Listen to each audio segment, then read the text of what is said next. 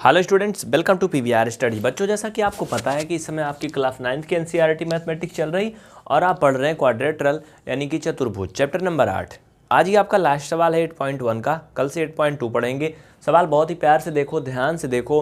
Question number 12 है, ये class 9th की एनसीईआरटी मैथ आप पढ़ रहे हो, एक्सरसाइज 8.1 क्वेश्चन नंबर 12।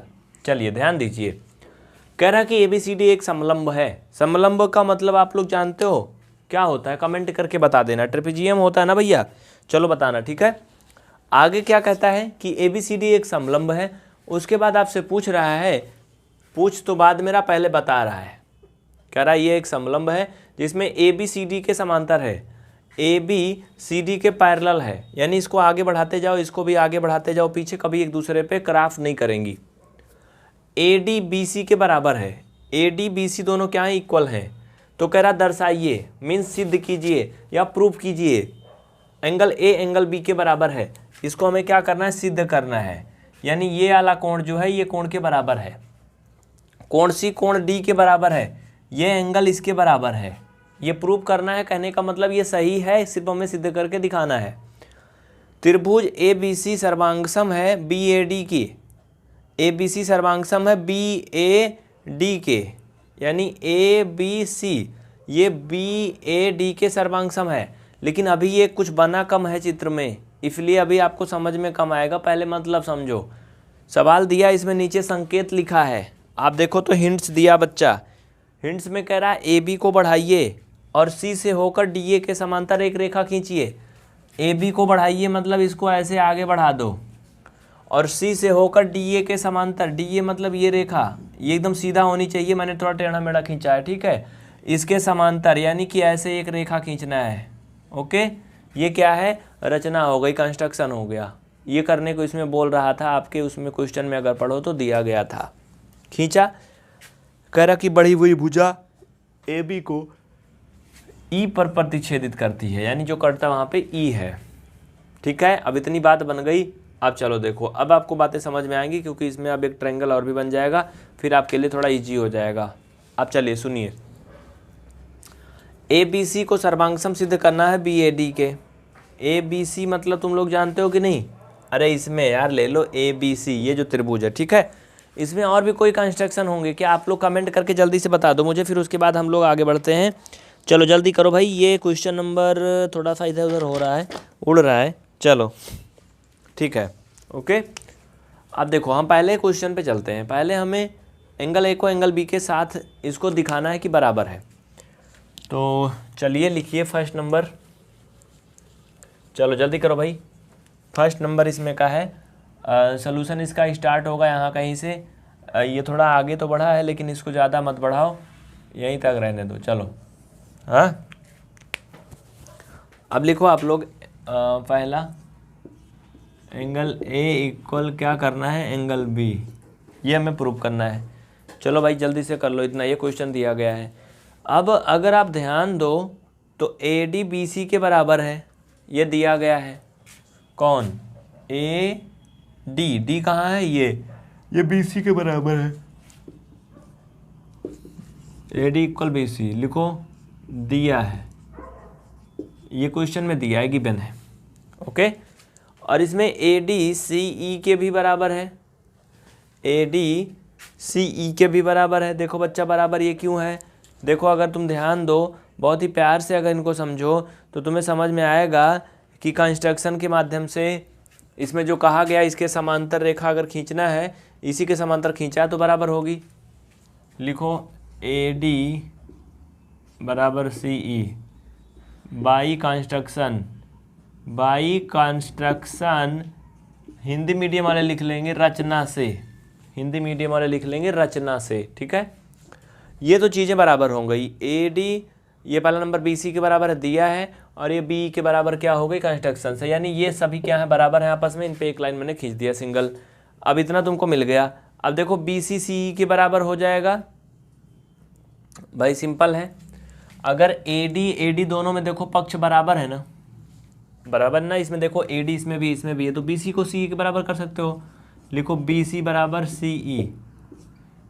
कैसे? समीकरण 1 व 2 से अब कहोगे समीकरण कहाँ बने थे, ये इक्वेशन फर्स्ट बना था, ये इक्वेशन सेकंड बना था, ठीक है। समीकरण 1 और 2 से ये क्या हो गया, इतना बराबर हो गया।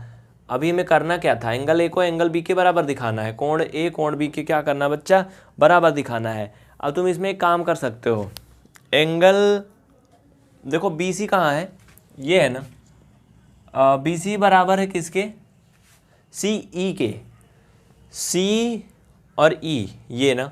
अब मान लो कि ये कोण का नाम अगर हम यफ रख दें, अब ध्यान देना, तो बी सी के सम्मुख भुजा कौन सी है भाई, एंगल ई है ना, तो लिख दो तुम angle E equal angle F. क्यों, क्योंकि सी ई का जो सम्मुख कोण है एफ है।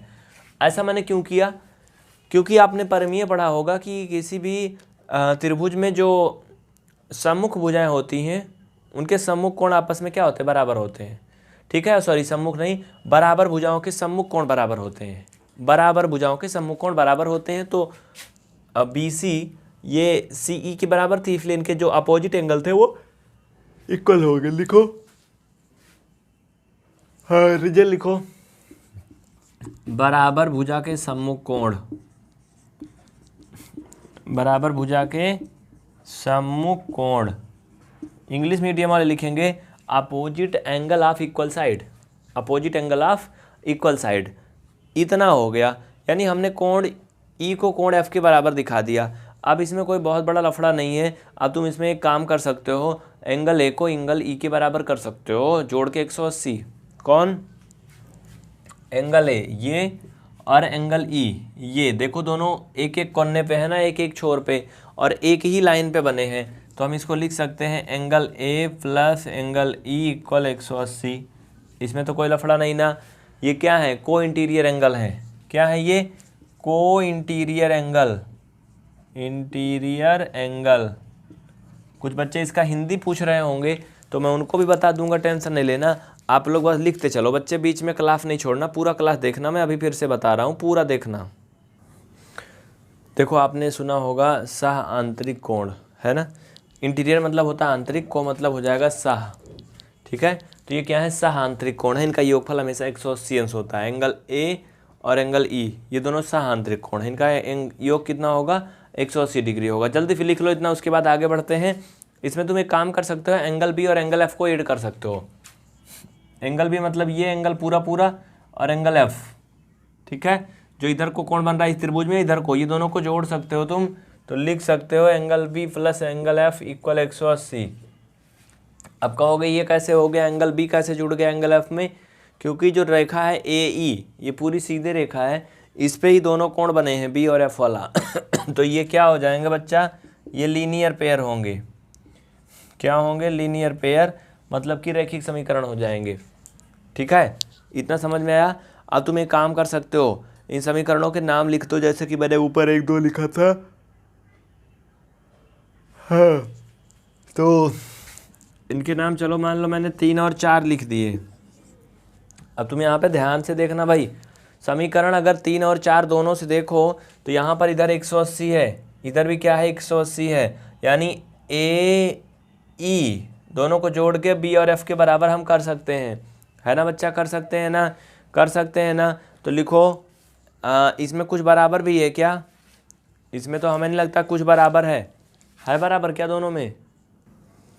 अगर आप इस पे ध्यान से देखिए तो यहाँ पे 2 इंटीरियर एंगल बन रहे हैं। एक तो भैया अगर हमें ए ई लाइन ले लें पूरा पूरा, तो एक तो ये बी पे बन रहा है, एक एफ पे बन रहा है, वो तो ठीक है, लेकिन एक इधर ई पे भी बन रहा है और इधर बी पे तो बन ही रहा है। तो तुम इसको एक काम कर सकते हो, एंगल बी धन एंगल ई भी कर सकते हो, बराबर 180, रीजन हो जाएगा वही लीनियर पेयर, ठीक है। लिख लो जल्दी से, अगर नहीं आता कोई डाउट है तो बता देना, लिख लो ये भी रीजन क्या हो जाएगा, लीनियर पेयर।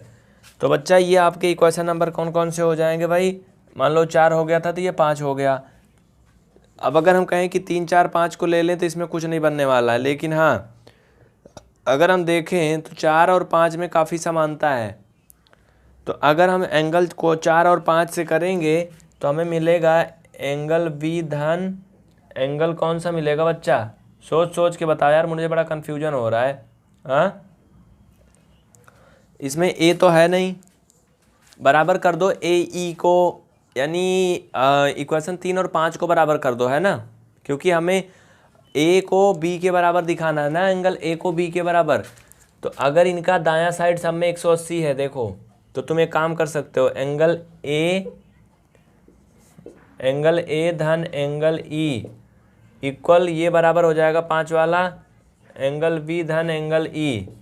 तो एंगल ई से ही कट जाएगा, यहाँ पर angle A equal angle B, ये सिद्ध हो जाएगा। ठीक है, और ये बराबर क्यों हो गया लिख दो, समीकरण 3 व 5 से। समीकरण 3 व 5 से क्या हुआ, ये दोनों इक्वल हो गए। तो जल्दी से इनको छाप लो, उसके बाद फिर हम आगे बढ़ते हैं। बहुत जल्दी करो भाई, देर मत करो, बिल्कुल भी टेंशन नहीं लेना। ये आपका फर्स्ट पार्ट हो गया, इसमें 4 पार्ट दिए गए हैं, मैंने पहला कर दिया। अब और सब बहुत ही आसान होंगे।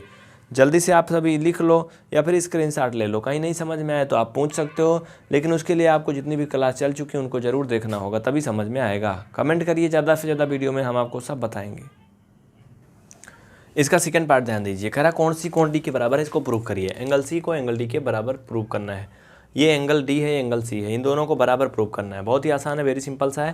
देखो बच्चा, एंगल सी एंगल डी हमें प्रूव करना है। हमने क्या किया, angle A plus angle D को जोड़ के 180 कर दिया। एंगल ए और एंगल डी को जोड़ के 180 क्यों कर दिया, क्योंकि हमें पता है ये क्या है, एक समलंब है। ठीक है, और इस तरह से अगर कोई भी दो कोण बनते हैं तो वो क्या होते हैं, 180 के ही होते हैं। और अगर अगला बात करें तो एंगल बी धन एंगल सी को भी वैसे ही बना दिया गया है। ठीक है, इसमें भी कोई मतलब अलग कुछ नहीं करना है। देखो इसमें करना क्या है, आप एक बात ध्यान दीजिए। तो इसमें दाहिनी साइड दोनों में बराबर है, तो हम बाईं साइड भी बराबर कर सकते हैं। Angle A plus angle D equal angle B धन एंगल सी कर सकते हैं, इसमें कोई दिक्कत नहीं ना किसी को। तो बच्चा देखो, एंगल ए और बी हम लोग पहले से सिद्ध कर चुके हैं, ऑलरेडी सिद्ध कर चुके हैं ना। तुम सबको पता है कि हम इसको क्या करें, ऑलरेडी प्रूव कर चुके हैं। तो तुम एक काम करो बच्चा, एक काम क्या करोगे पता है, देखो अभी अभी पीछे मैंने एक समीकरण बनाया था जहाँ पे इसको प्रूव किया था ना। लिखो एंगल ए धन angle D equal angle A धन एंगल सी। कहोगे हर जगह ए क्यों कर दिया, क्योंकि बी जो है ए से रिप्लेस हो गया। अब तुम इधर देखो तो ए से कट जाएगा, angle D equal angle C, ये एंगल लगेगा कोण। ठीक है, तो इस तरह से आपका ये भी क्या हुआ, प्रूव हो गया, सिद्ध हो गया ये भी कि ये क्या है, एक बहुत ही आसान क्वेश्चन है। और हमें एंगल सी को एंगल डी के बराबर दिखाना था, मैंने दिखा दिया। इसमें 2 पार्ट और भी बचे हैं, उसको भी देख लेना, बिल्कुल भी तुम टेंशन नहीं लेना यार। चलो जल्दी करो भाई, जो भी नए स्टूडेंट है चैनल को सब्सक्राइब जरूर करें और बेल आइकन प्रेस करके रखें। देखिए अगला थर्ड पार्ट बहुत ही आसान है।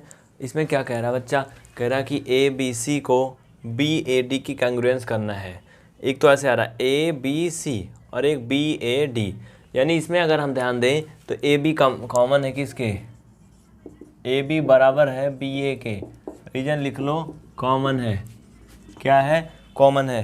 ओके, अब देखो एंगल ए एंगल बी के बराबर है, ये काहे को बराबर है, कैसे कह दिए तुम बराबर है, लिखो ऑलरेडी प्रूव, पहले से सिद्ध कर चुके हैं, सिद्ध कर चुके हैं।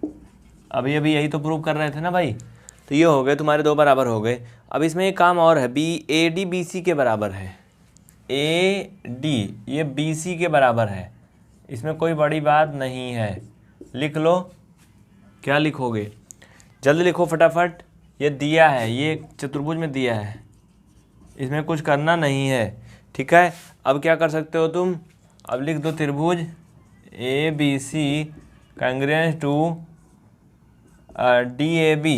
ठीक है, A B C congruence to D A B. अब ध्यान दो, डी ए बी। ओके, तो ये हो गया, आप इनको जल्दी से लिख लो, ये आपका थर्ड पार्ट भी हो गया बच्चा। लेकिन कुछ लोग कह रहे होंगे कैसे हो गया, तो लिखो ऐसे एस रूल। कैसे, एस मतलब साइड ए और ये यस। ठीक है, लिखो by S A S rule. ठीक है, एस ए एस रूल। और आगे बढ़ें, नेक्स्ट क्वेश्चन बहुत ही आसान है, बहुत ही सिंपल सा है, इसमें ज़्यादा कुछ करना नहीं बच्चा। कह रहा विकर्ण ए सी विकर्ण बी डी के बराबर है। हमें क्या करना है, ए सी को बी डी के बराबर दिखाना है, ए सी को किसके, बी डी के बराबर दिखाना है। ए सी यानी ए सी तो यार बड़ा अजीब सा जा रहा भाई, अच्छा ओ, इसमें विकर्ण भी बना है भाई।